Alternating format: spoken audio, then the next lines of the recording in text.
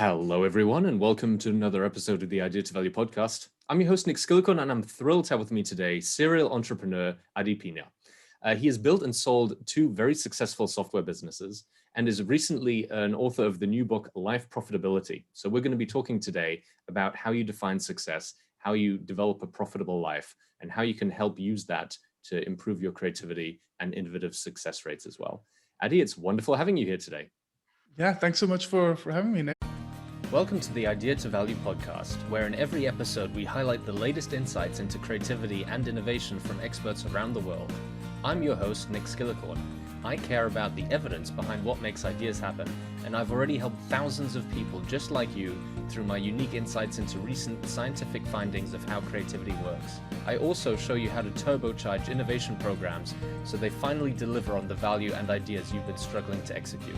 Get your free training on how creativity can be improved by registering now at www.ideatovalue.com. Now let's get on with today's episode. So for people who don't know about you, I think the entrepreneurial journey you've been on could be quite interesting to find out about. Could you just give us a very brief background as to where you got started and how you got to where you are now? Yeah, and that, whenever someone asks me that question, Nick, like, always is, that's probably the most challenging question, right? Because to some extent, like, I've done so much, but people know me for kind of only the successes. And I want to start there in the sense that, like, all those other things I've done, like, they've faded away from the internet, right? Like it's failures, like nobody knows those things. But that said, I think kind of what I'm mostly known for is the following kind of career trajectory, which is studied accounting. In my final year, built the first product that eventually became WooThemes and WooCommerce. Took a job for 6 weeks at the corporate. Realized that I was making the same money from the kind of corporate gig that I was from WooThemes at that stage, when things were just informal. So I made the jump from corporate there. Built WooThemes WooCommerce with my co-founders. I exited the business in 2013 when I felt that I needed a new challenge. So I moved on there. WooCommerce eventually sold to Automatic. I started a new business called Conversia, which was email marketing automation for e-commerce brands. So very much sticking in the same kind of realm for me, overlap of e-commerce and software. Sold that to Campaign Monitor late 2019, spent some time with Campaign Monitor in the transitioning phase up until about September last year. And that's also the time in which I started working on my book, the book that is recently out. And then very recently, as you and I chat here, going through those initial steps of building a new startup called Cogsy, which plays into e-commerce again, where we will help e-commerce brands make better purchasing decisions on the inventory and supply chain side. If you can't tell by now, Adi's a fellow Cape Townian from Cape Town in South Africa, one of my favorite cities. My dad's from there, so we had a nice chat about that beforehand. Adii, it sounds like you've built and sold two software businesses. For a lot of people, that would be the ultimate dream, the ultimate sort of symbol of success. So could you just let us know why didn't you just live off the money you made from the first sale? Why did you want to do it twice? And why are you still now thinking about what life profitability means? Yeah, so I think, and these things change, right? So after kind of exiting WooThemes, WooCommerce back in the day, I left, and I would say I was kind of, to some extent, I was immature, right? And I had this kind of a beast kind of breathing down my neck, which was, and it had this narrative which said, Adii, you're a one-hit wonder. You got absolutely lucky the first time around, right? This was your first kind of proper hit out, and it was a success. And I made up this kind of narrative where I needed to prove that I'm not this one-hit wonder. And what I now know years later was that nobody really cares. Nobody in my life that matters, for example, cares. And the internet definitely does not care. Like, they did not kind of create the narrative, but I wanted to go out there and kind of prove to myself that I can take that success, take the learning, and do it again. So that was the kind of that first decision in doing that. Going into the second business and eventually selling there, I think things have shifted for me. I think, the two main things I'm working on today and how I kind of then construct my own life profitability is kind of, getting the book out, getting the messaging out, like truly trying to get that message out in the world. And that's very much a kind of a passion thing for me. Like, I think I feel I've learned things and I want to share that with the world, right? So that's a passion thing. Um, the flip side of that, and I mentioned, Cogsy, my new software business, that part of it is kind of truly plays into my personal values of, I love to learn new things. I'm curious. Um, I love a challenge. Like, those are the things that fires me. And I truly miss having a team, Nick. Like, I think, like, post acquisition, post leaving the team at Campaign Monitor, like, that's probably the biggest thing that I've missed. And it's in that kind of those clarity about, like, I don't just want to be Adii the entrepreneur, right? I want all of those other things as well. And that's how I kind of, am thinking about how, constructing this life portfolio of mine that then should be kind of life profitable. So that's it, the kind of reasoning of, not retiring, even though, not even as a humble brag, like I could retire, both exits were meaningful enough that if I was efficient with my investments, I could retire. But I also just love the work, right? And like, I think I'm not at that point in my life, and I'm 36 as I say this, that I feel like I could sit back and I would truly miss being in the trenches and getting my hands dirty. So let's go into this concept of life profitability. What exactly does it mean? Yeah. So at the core of it, what I'm trying to kind of inspire people to think about, Nick, is to, whether it's building a business or whether it's just your professional career or even a hobby, is to think about it as not just being financially profitable, because that's a very kind of your measurement focused and narrow your perspective to take on something. Like, this just needs to be financially profitable. And what I am hoping to do is to expand that narrative and say, these things that we do, how can they profit my whole life, right? And I think, the philosopher Henry Thoreau said, and I always butcher the quote somewhat, but he says, the cost of anything we do in life is life. And I think that's a part of, like, acknowledging that and realizing that our life, meaning our time, attention, energy, all of those things are finite. So whenever I decide to work on something, it inevitably has a cost, right? And that ultimate cost is life. So, and I think for the longest part, as I was building my own businesses, I wasn't always aware of the life losses and costs that I was accumulating in favor of the kind of the business success and the financial profits, or financial success. So, and what sort of losses do you mean here? Just what sort of examples did you find, either at the moment or in retrospect? Yeah. So, I mean, the best example I have is, 4 or 5 years ago, I tell people I stumbled into mindfulness, which is true. And stumbling into it means it wasn't a proactive choice. Like, I got to a point in my life where my therapist helped me understand that my brain was constantly on fire, right? And I was constantly in that fight or flight mode, which is generally a great mode for an ambitious person or entrepreneur. Like, when you need to push through kind of new challenges and there's a lot of uncertainty, like, that mode allows you to make lots of progress. But in other realms of my life, like, it had just had negative kind of contexts, right? So, like, and in one way, for example, like, my boys are now 6 and 9, for example. So they were younger back then, but work was always such a predominant part of my life that I would work really hard during the day. But even when I closed my office door, I would be physically present with them, but I wouldn't necessarily be kind of mentally or emotionally fully present with them.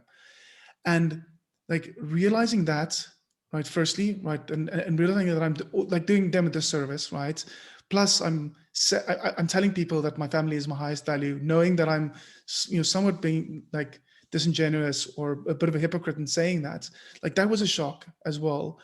But that also kind of literally rippled out to a point where I thought I needed to make bigger changes in my life, which would have meant at that stage, like, changing my whole family configuration, right? And I now know that was the wrong mindset to take, right? And my therapist, along with kind of mindfulness, changed parts of that. But that's how I got to that point where, like, this very laser focused approach just on how do I build this business? How do I become a better entrepreneur? Neglected like other parts of me that I actually also value, right? Like being a good spouse and partner to my wife, like being a good dad, being a good friend, taking care of my physical health, etc. Like all those things are important to me. I often neglected them in the past, though. And you've now been on this journey, it seems, for a couple of years, but most recently with the launch of the book, you seem to have really condensed down your views on what it takes to create what you call life profitability. Can you take us through the concepts of life profitability and whether or not there's any steps or sort of questions people can ask to help get them to that point? Yeah, totally. So, and there's two things I can share, right? And a disclaimer, firstly, Nick, like when I started writing the book, and when I chatted to my publishing team as well, I made it very clear that I didn't want to write a how-to book, um, purely because I don't believe in like these 10-step blueprints. Like there's no 10-step blueprint that I can give you here, or kind of your listeners and say, just follow these 10 steps and it's going to give you greater life profitability. I think that part of it is much more personalized and unique to every individual.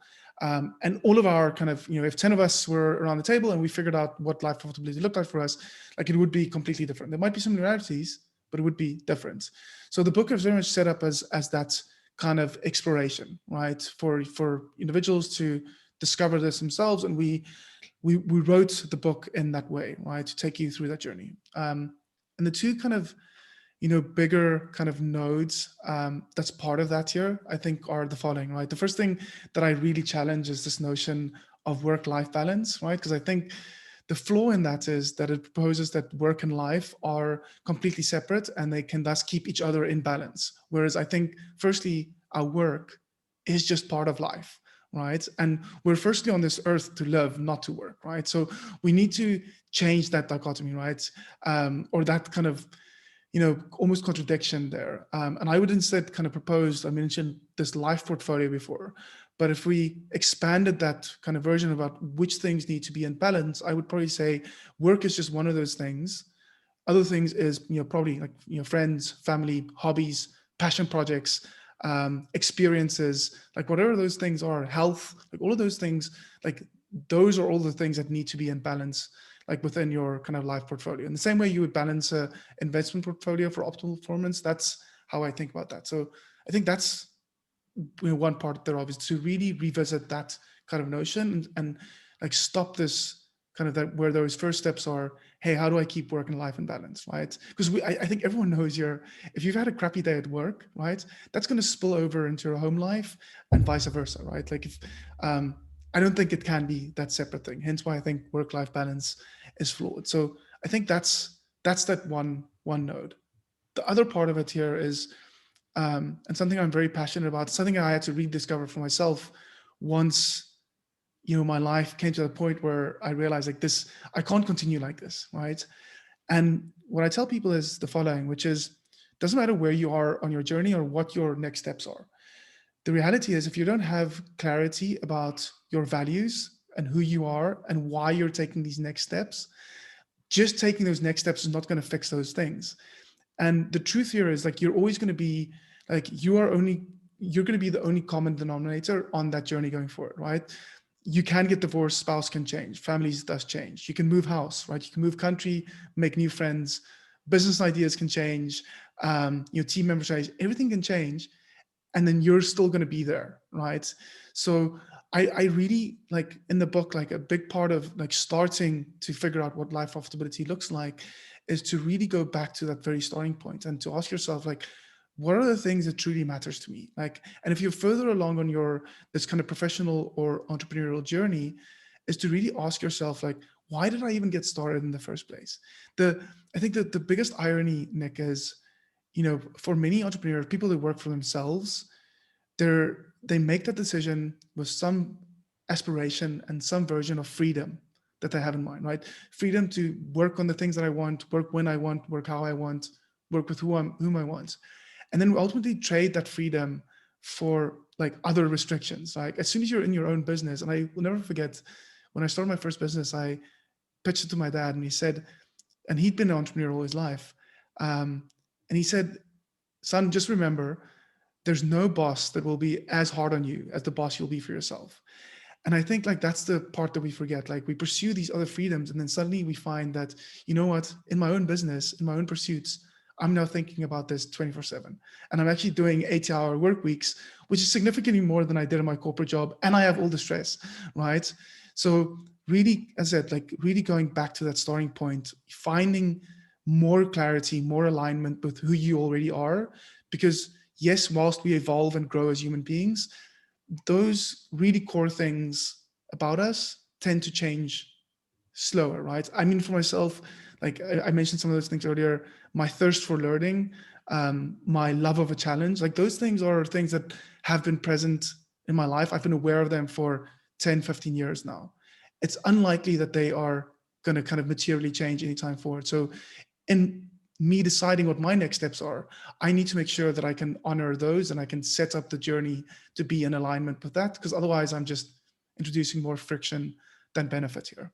Very, very wise words to live by. I think there's probably one last question I'd like to ask in the time that we've got available, and it's this concept of profitability, especially if you think about it from a profitable means your income minus your costs, and you can probably quantify this for every aspect of life profitability, but it always comes down to expectations versus sort of a limit you set for yourself of what you count as, oh, beyond this limit, I will count that as success and profitability.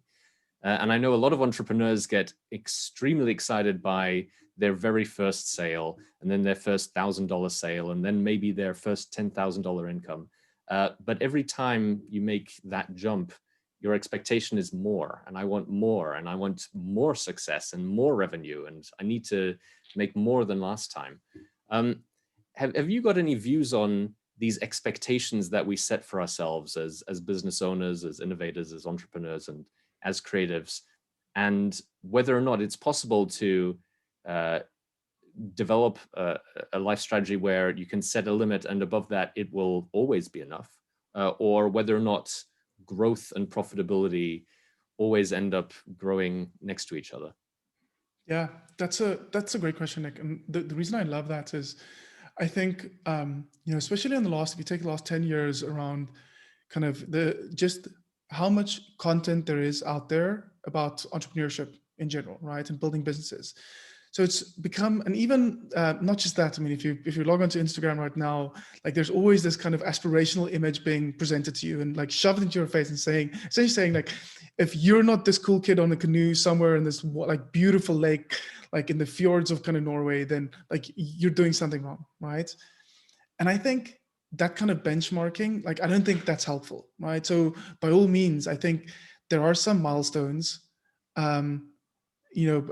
numerical kind of milestones in anyone's journey that we should totally celebrate. Like I think it's fun, and we shouldn't just skip past that. Whether it's the first $100, the first $1,000, whether it's getting to $1 million, like to truly celebrate those things. But those things are just, I think, if it stops there, then I think it generally becomes empty, right? And I think where I would flip things is I would again think through. Like, what does that actually mean? Like making that sale, what does that actually, like getting to $1 million, for example, in revenue? Like, what does that actually mean relative to the rest of your life? Like all of those other things that are important, right?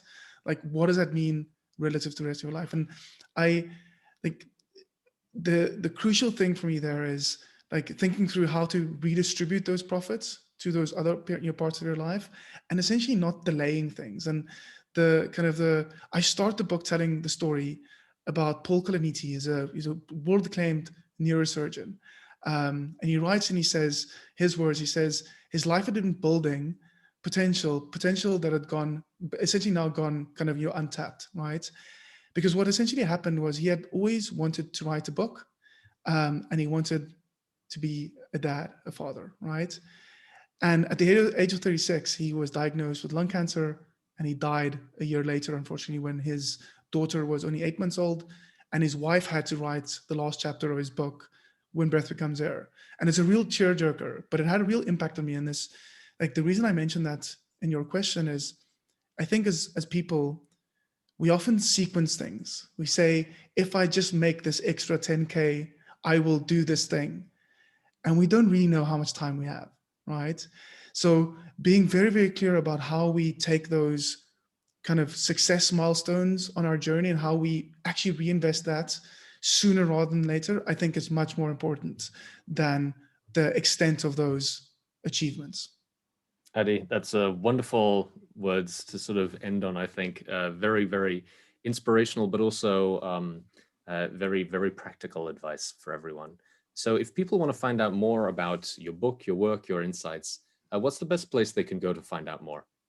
Yeah, so single best place, Nick, is probably my personal site, Adii.me. And if you ever wonder about the spelling, that's double I because I picked the nickname where in the year that the Wii had come out, and I thought this would be really, really cool. So that's part of the story. So Adii.me, like the book is there, my own podcast, Life Profitability is on there, and all of my other writing is on there. I'm also building my new business in public and sharing kind of behind the scenes things there. Otherwise, the book is also available on most kind of big online retailers. Life Profitability, the new measure of entrepreneurial success. I'm also at Adii on Twitter if you want to connect there, or any other social channels. Perfect. I'll make sure to get all of those links down in the description below. Adii, it's been wonderful speaking with you, and I look forward to speaking again with you soon. Awesome. Thank you so much for having me, Nick. Thank you so much for listening. If you liked it, please like, share and subscribe, and leave me a comment about what you thought and what you'd like to see more about.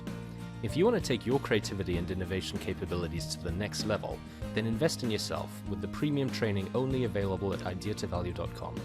These exclusive training modules have all been put together by me, Nick Skillicorn, and have been used by thousands of artists, innovation leaders and CEOs to become better at understanding the source of their creativity and executing on their innovation ambitions.